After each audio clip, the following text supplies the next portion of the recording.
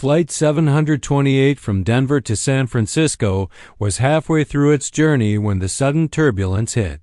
First, it was mild, a few jolts, some drinks spilled, nervous chuckles from passengers. Then came the drop, a violent lurch downward. Screams filled the cabin. Oxygen masks dropped from the ceiling. The sky outside turned from blue to dark gray in seconds. The engines made a sound that didn't belong in the air, like something was tearing apart. In the cockpit, Captain Dale Harrow, a seasoned pilot with over 20 years of experience, wrestled with the controls. His co-pilot, Jenna Ng, shouted telemetry readings, but nothing made sense. All systems failing. Hydraulics gone, she cried. We've lost the elevator's ailerons, it's not responding. The cockpit lights flickered. Warning alarms blared nonstop. Then silence from the sea. Controls. The yoke stopped resisting his hands. Everything had gone dead. Captain Harrow's voice cracked as he whispered the words. No pilot ever wanted to say, "We've lost control." Completely. Jenna looked at him, horror spreading on her face. We're going down? He nodded slowly. Brace for impact. Back in the cabin, chaos reigned.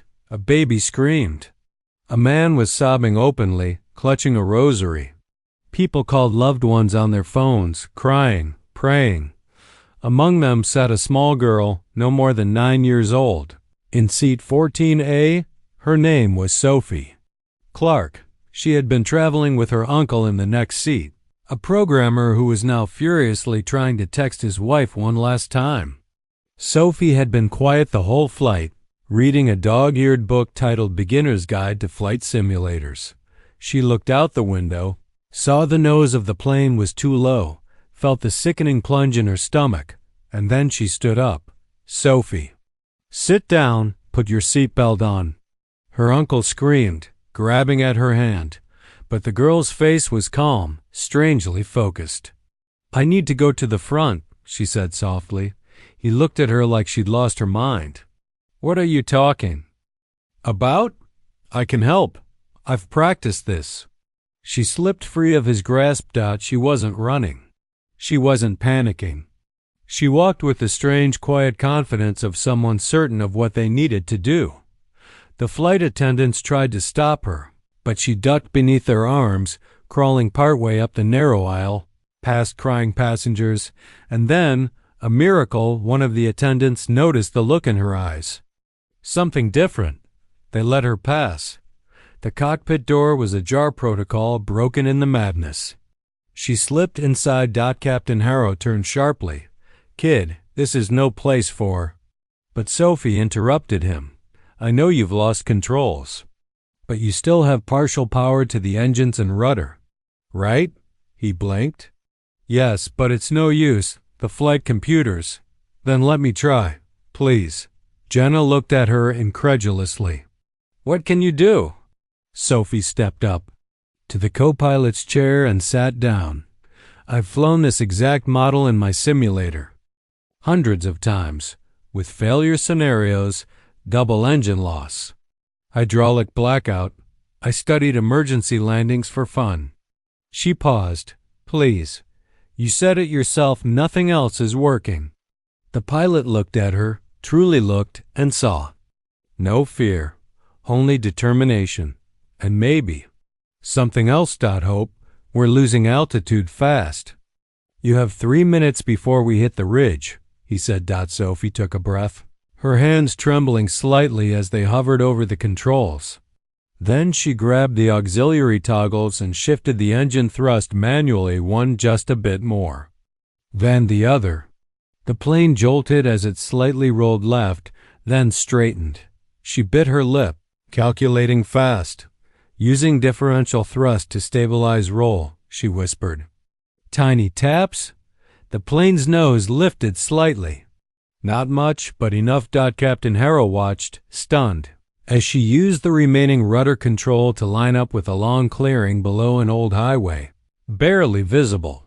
We're not going to land, we're going to glide slam, she muttered. But I can make it survivable. Jenna glanced at the radar. 1 minute to impact. Sophie adjusted again, every move with the intensity of someone playing for the highest score, but this wasn't a game. This was real. Below, people screamed, braced, cried, inside the cockpit. A child flew the aircraft. Now, she shouted. She pulled back gently on the useless yoke, but mainly controlled with thrust. She angled the flaps manually, partially deployed through emergency backups. The landing gear wouldn't deploy. Gear's dead. Belly landing, she said. Captain Harrow grabbed the radio. Brace! Brace! The trees loomed. Then the ground.